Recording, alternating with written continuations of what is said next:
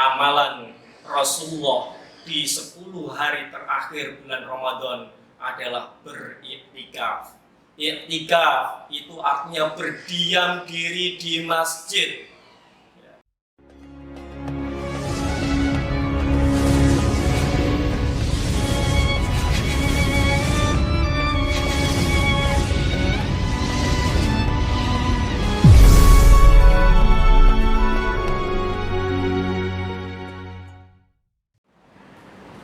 Assalamualaikum warahmatullahi wabarakatuh. Alhamdulillahirabbil alamin. Nahmaduhu wa nasta'inuhu wa nastaghfiruh. Wa na'udzu billahi min syururi anfusina wa min sayyiati a'malina. May yahdihillahu fala mudhillalah wa may yudlilhu fala hadiyalah. Asyhadu an la ilaha illallah wa asyhadu anna Muhammadan abduhu wa rasuluh. Allahumma sholli wa sallim wa barik ala Muhammad wa ala alihi wa sahbihi wa man tabi'ahu bi ihsanin ila yaumiddin, amma ba'du.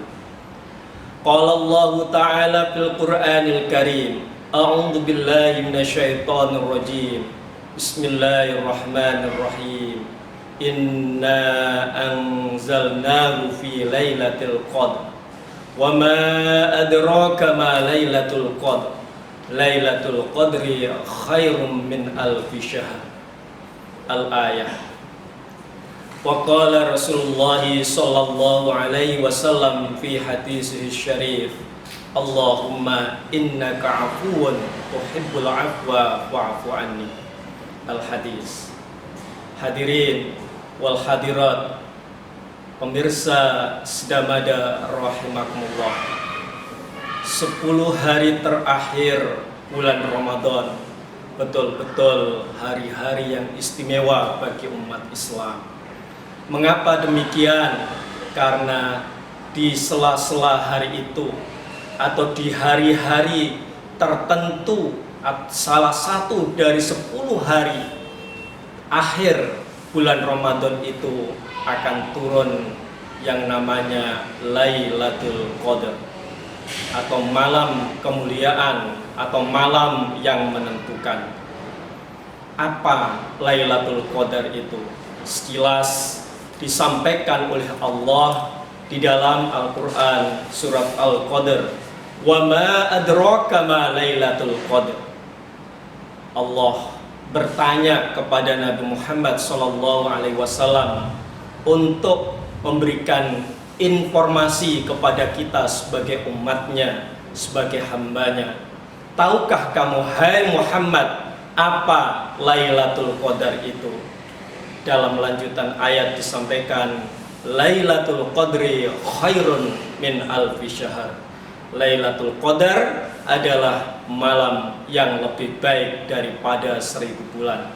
Artinya apa? Ibadah kita yang bertepatan dengan turunnya Lailatul Qadar, maka pahalanya itu lebih baik daripada kita beribadah selama 1000 bulan. Subhanallah. Itulah pemirsa Sedamada rahimakumullah, keistimewaan 10 hari terakhir yang salah satunya adalah turun Lailatul Qadar. Sahabat Sedamada rahimakumullah, kemudian untuk mendapatkan Lailatul Qadar, apa yang dilakukan oleh Rasulullah yang sekaligus menjadi teladan kita semua untuk kita lakukan juga? Di dalam sebuah hadis yang diriwayatkan oleh Imam Bukhari dan Imam Muslim diceritakan anna Nabiyya sallallahu alaihi wasallam kana ya'takiful asrul awakhir min Ramadan hatta tawaffahu Allah thumma i'takafa azwajuhu min ba'di.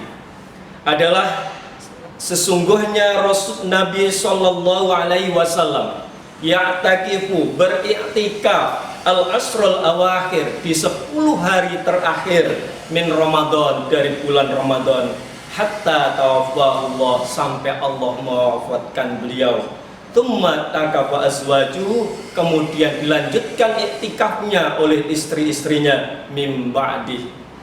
Hadis riwayat Bukhari dan Muslim. Pemirsa sedaya rahimakumullah, jadi amalan Rasulullah di 10 hari terakhir bulan Ramadan adalah beriktikaf. Iktikaf itu artinya berdiam diri di masjid. Apa yang dilakukan? Berdoa, memperlama sholat, membaca buku-buku yang bermanfaat, dzikir, dan berbagai macam amalan-amalan lainnya yang kita lakukan selama kita beriktikaf di dalam masjid untuk meraih Lailatul Qadar ini. Ternyata pemirsa sedaya rahimakumullah, bukan hanya Rasulullah sendirian berangkat ke masjid untuk beriktikaf, akan tapi di dalam hadis yang lain Rasulullah itu juga mengajak keluarganya, mengajak sahabatnya untuk berbondong-bondong menuju masjid untuk beriktikaf untuk mendapatkan Lailatul Qadar. Hal ini sebagaimana yang bisa kita peroleh informasinya dari hadis riwayat Bukhari dan Imam Muslim. Kana Nabi sallallahu alaihi wasallam idza dakhala al-'asra shadda ma'zarah wa ahya lailah wa aiqadha ahlah. Adalah Nabi sallallahu alaihi wasallam apabila masuk pada 10 hari terakhir bulan Ramadan, shadda ma'zarah, mengencangkan sarungnya, wa ahya lailah, dan menghidupkan malam-malamnya, wa aiqadha ahlah, dan membangunkan keluarganya.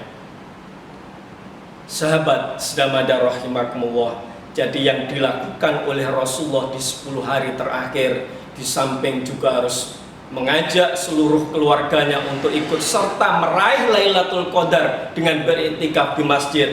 Di masjid yang dilakukan adalah ahya lailah, menghidupkan malamnya.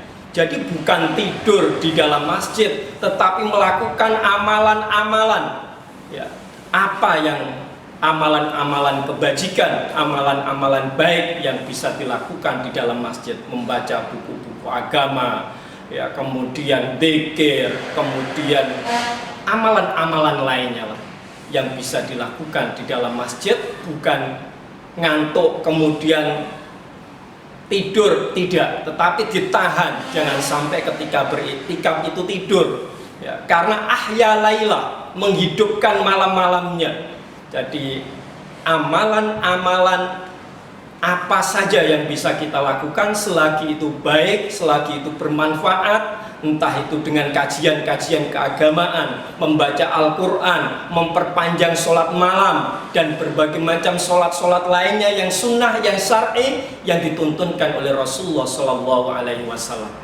Itu bisa kita lakukan selama kita beriktikaf di dalam masjid. Hadirin wal hadirat, sahabat sedamada rahimakumullah, ternyata dalam hadis yang diriwayatkan oleh Imam Tirmidzi juga kita temukan ada doa khusus yang dibaca oleh Aisyah, istri Rasulullah Shallallahu Alaihi Wasallam, dibaca ketika beriktikaf. Doa apa itu? Ini sebagaimana yang ditanyakan Aisyah kepada Nabi Muhammad Shallallahu Alaihi Wasallam. Wahai Nabi, doa apa yang aku baca ketika aku beriktikaf? Kata Nabi, uli, berdoalah, Allahumma innaka afuun tuhibbul afwa fa'fu anni. Jadi doa ini terus kita perbanyak untuk kita ucapkan, kita lafalkan. Allahumma, ya Allah, ya Tuhanku, innaka afuun, sesungguhnya engkaulah dat maha pemaaf, tuhibbul afwa, mencintai permaafan, fa'fu anni, maka maafkanlah aku. Harapannya apa? Dengan banyak-banyak berdoa seperti ini, Allah memberikan permaafan atas kesalahan-kesalahan kita selama ini. Yang menarik, sahabat sedamada rahimakumullah, di sini Allah menyebutkan datnya dengan kata afun, padahal Allah juga menyebutkan datnya ghafur. Apa sih yang membedakan antara ghafur dengan afun? Padahal sama-sama sifat yang menempel pada zat Allah Subhanahu wa taala. Ghafur itu artinya menutupi. Kalau afun itu artinya menghapus.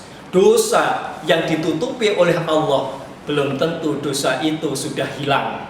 Akan tapi di akhirat kelak masih memungkinkan akan dibuka kembali oleh Allah di saat pertanggungjawaban.